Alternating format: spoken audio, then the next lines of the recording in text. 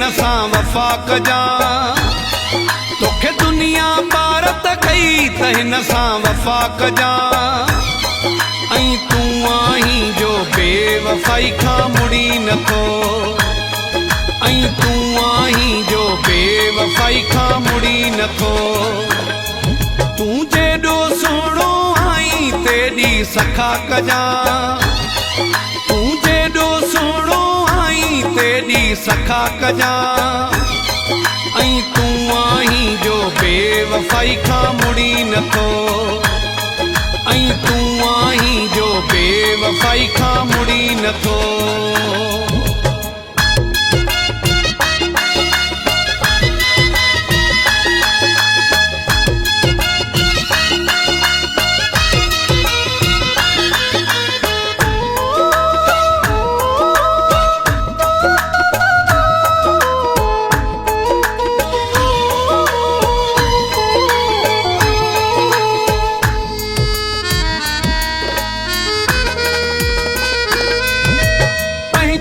आदत खां तूं त मजबूर आहीं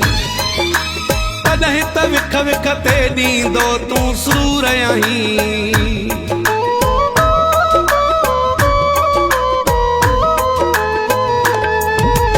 पंहिंजी आदत खां तूं त मजबूर आहीं तॾहिं त विख विख ते ॾींदो तूं सूर आहीं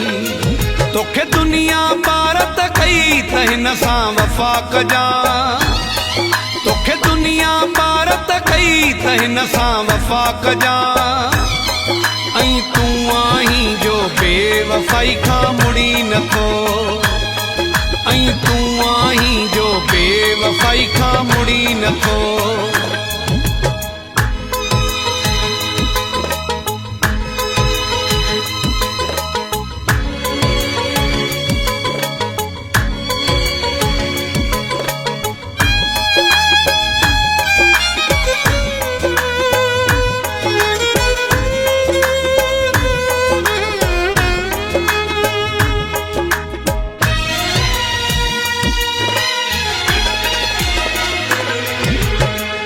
कसर ॾे तोखे कॾहिं बि ॾिसणो न हो साथ मुंहिंजो तोखे कॾहिं बि छॾणो न हो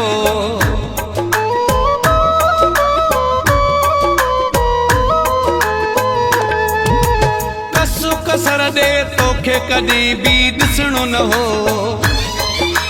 साथ मुंहिंजो तोखे कॾहिं बि छॾणो न हो तोखे दुनिया भारत कई त हिन सां वफ़ा कजां तोखे दुनिया भारत कई त हिन सां वफ़ा कजां ऐं तूं आहीं जो बेवफ़ाई खां मुड़ी नथो ऐं तूं आहीं जो बेवफ़ाई खां मुड़ी नथो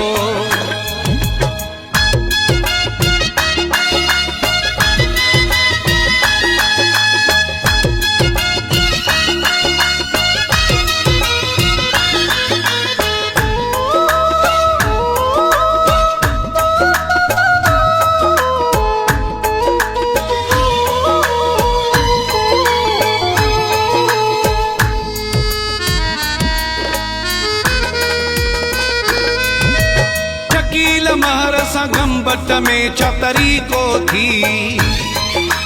मुंहिंजे हिसे में लिखियो दुखन जो ठीको थी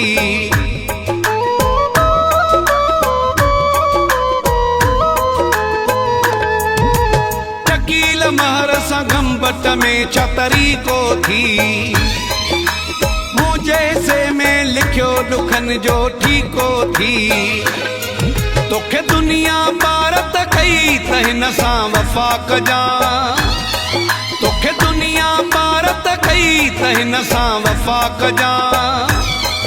ऐं तूं आहीं जो बेवफ़ाई खां मुड़ी नथो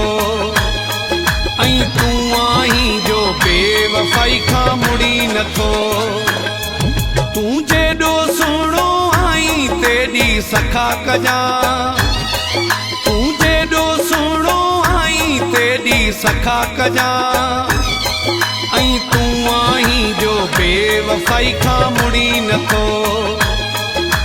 तूं आहीं जो बेवफ़ाई खां मुड़ी नथो